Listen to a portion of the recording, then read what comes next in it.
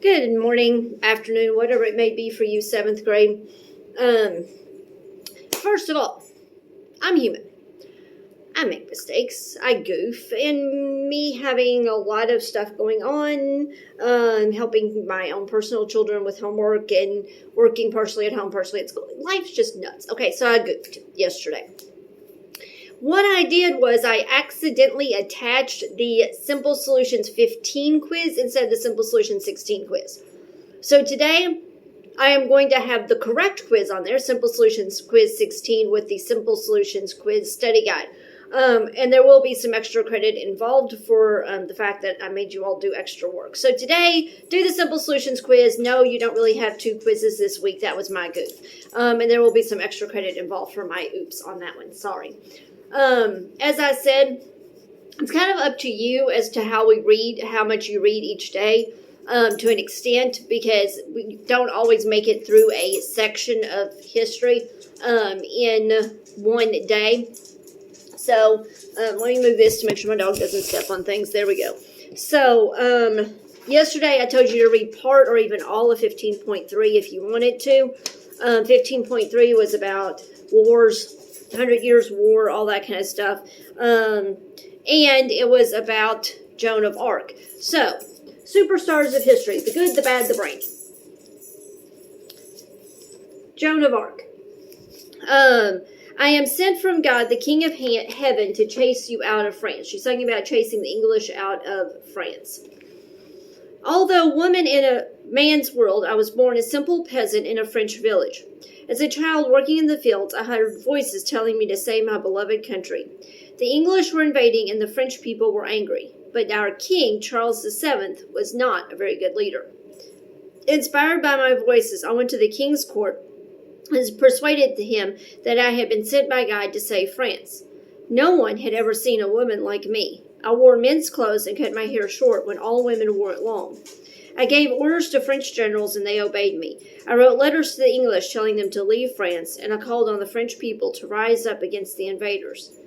We freed the city of Orleans from a siege, and I had King Charles VII crowned at Reims. My army won battle after battle. I was always in the thick of the action, and that was my downfall. English allies, the Burgundians, captured me, and I was tried as a witch.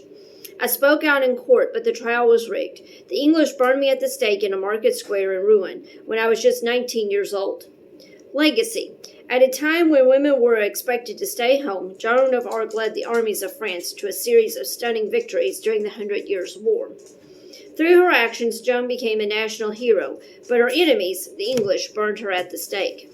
Aftermath. Following Joan's execution, her captors burned her body twice more to reduce it to ashes and tipped her ashes into a river.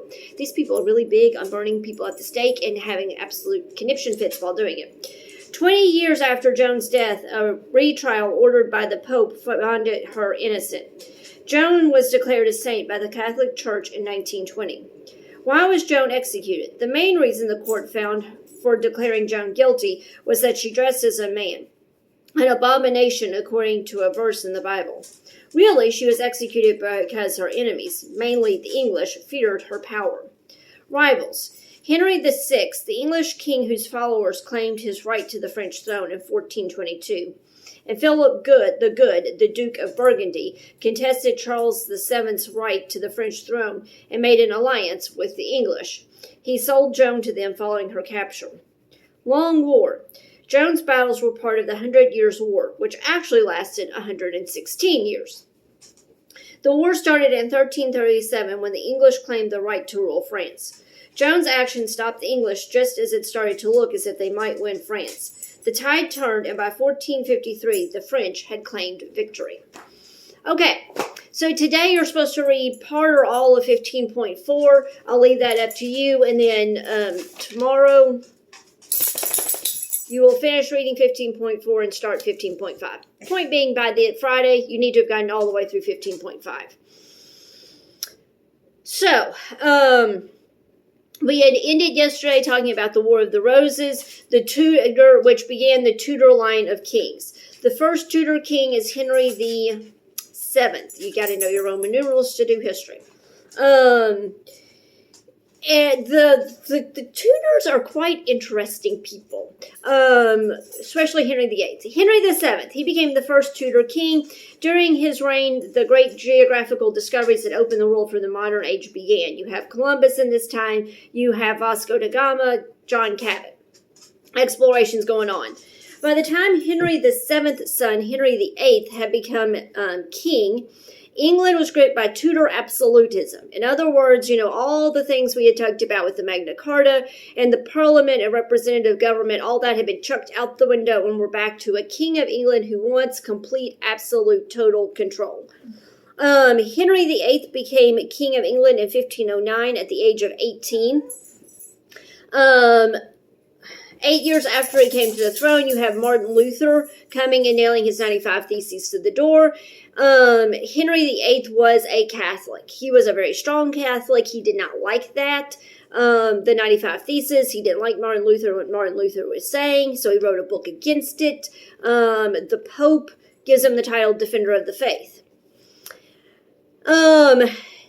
So then, you have Catherine of Aragon. She's the daughter of Ferdinand and Isabella of Spain. Now remember, a common way to make your kingdoms bigger at this time was to marry your kids off. And through marriage, making your kingdoms bigger. So what had happened was, Catherine is the daughter of Ferdinand and Isabella of Spain. And she had been married to Henry's brother, Arthur, connecting those two countries together in an alliance. Henry VII freely arranged marriages. So what happened was, Henry VII gets permission from the Pope for Henry VIII to marry Catherine. Arthur dies, and Arthur's brother is Henry VIII, and Dad gets permission from the Pope for Catherine to be able to marry Henry VIII, because that means she's marrying her husband's brother. But her husband is deceased, so that makes it only slightly better. Anyway, but the problem is, so they get married when Henry finally turns 18, becomes king, they get married. Because all of this was decided when he was like 13, that they would get married. She's 5 years older, so she's 23. Well, that's all fine and dandy. Time goes on. But then, by now, Henry's now in his mid-30s. Catherine's in her 40s. The only remaining child she has alive is a daughter named Mary. Henry wants a son. He has been determined he is going to have a son, and he realizes his wife's too old to give him a son. So he wants to divorce her and marry somebody younger so he can get a son.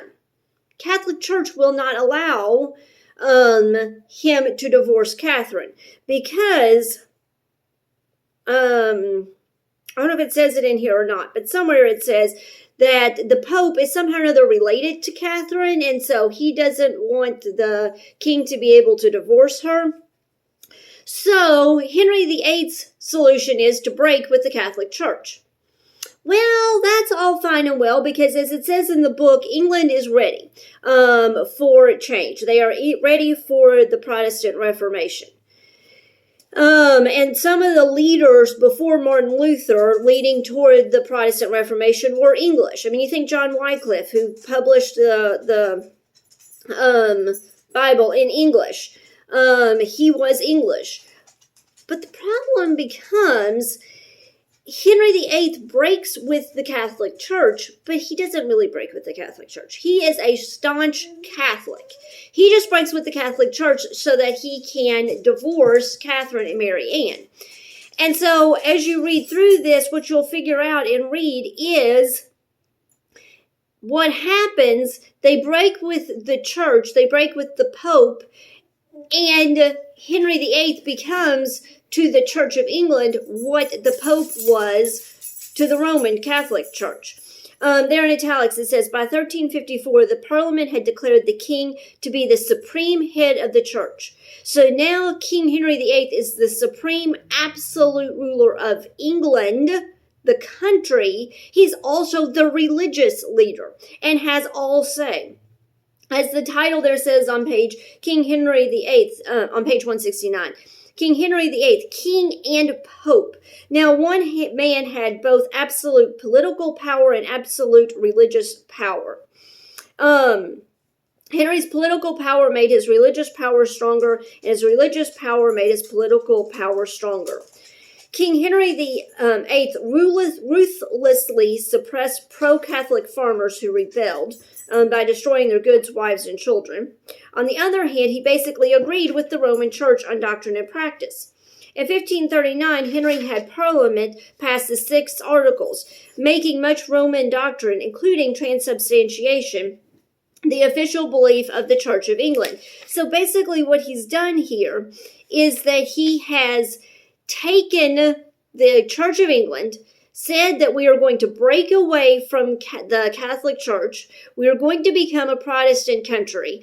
I'm going to be the head of this Protestant country as a political leader and a religious ruler. And oh, by the way, the Church of England is going to basically practice Catholicism, but call it Protestantism. And that continues for a long time.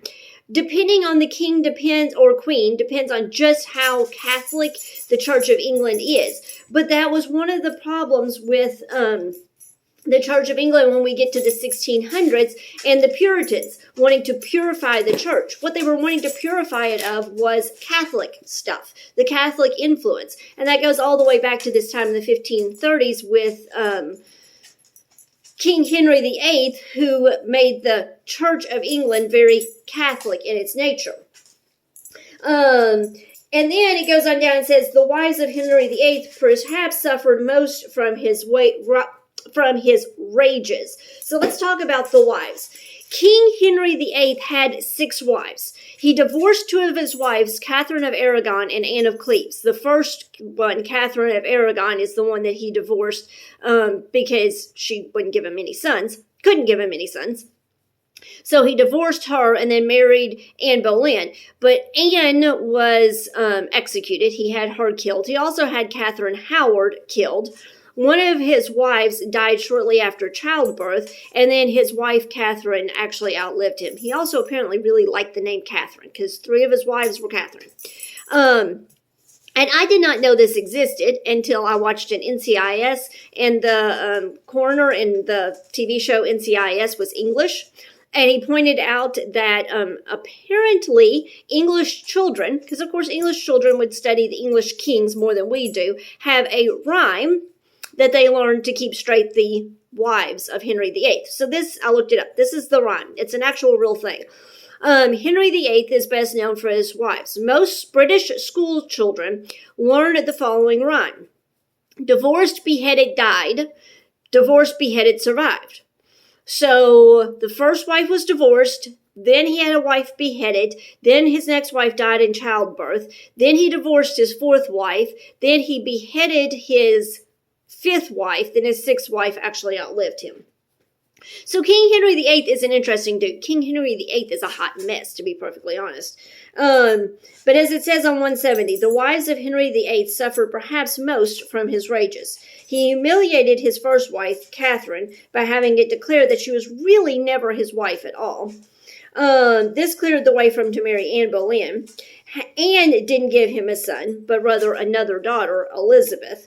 The outraged king had her executed on charges of adultery and married a 3rd wife who finally gave him the son that he wanted. And then the book doesn't go on from there, but there are 3 more wives after that one. At the death of Henry VIII, the future of freedom in England was very much in doubt. England would learn a hard lesson. Without religious freedom, there cannot be political freedom. And without political freedom, there cannot be religious freedom. The English Reformation had stopped short because the king had simply substituted himself for the Pope. Henry had taken a necessary first step in freeing England from Rome, but nothing guaranteed that the country could hold on to even this limited gain. So Henry's only son becomes king when Henry VIII dies. That's Edward VI. But Edward VI is only 9 when he becomes king. See, he's not really king. He's king in name. He's 9. He's not doing much. His mother is a Protestant, so the regents, the people that were ruling for him, were Protestants. So for a while, England is going to be truly Protestant. But then Edward dies, and so Mary, the daughter of Henry VIII, becomes Queen of England. She's Catholic, like her mother Catherine of Aragon, because remember, Catherine of Aragon is Spanish. And the Spanish are die-hard Catholics at this time. So Mary wants to turn things back to being Catholic. We are accustomed to freedom, can scarcely imagine being forced on penalty of death to suddenly change our religion. Just because your, king, queen changes, all of a sudden your religion's going to change. So when Edward was king, things were Protestant. Now he's dead, new queen, new religion. We're going to be Catholic. And in this case, if we're not Catholic, we're going to die. About 300 persons who refused to obey Bloody Mary, as this Queen of England is remembered, died for their convictions. 2/3 of the martyrs were Protestant clergymen, in other words, the Protestant preachers. As he burned at the stake, Latimer said, "We shall this day light such a candle by God's grace in England as I trust shall never be put out." Okay, my dog's trying to lick my phone. Anyway, as is usually the case with martyrdom, however, Mary only strengthened the cause of her opponents when she persecuted them. Such scenes eventually became an eternal flame in the pages of the Book of Martyrs, written by English historian John Fox. Persecution helped to burn Protestant beliefs deeper and deeper into the English nation. Queen of a people that hated her, Bloody Mary died in 1558, having accomplished just the opposite of what she wanted to do. Instead, with all of her killing all these people to try to make England Catholic, it's going to actually go the other way and make people want to be Protestant. So that's 15.4. With all of the hot mess that is King Henry VIII and his 6 wives and his children, and it going from back and forth as far as Catholic, Protestant, trying to figure all that out. 15.4 is kind of long, so like I said, you don't have to read it all in one day. You can divide it up. Just remember, by Friday, you need to have made it all the way through the end of 15.5. I probably will do one more video tomorrow. I don't think I'll do one Friday. So have a great rest of the day. Do not be forgetting literature.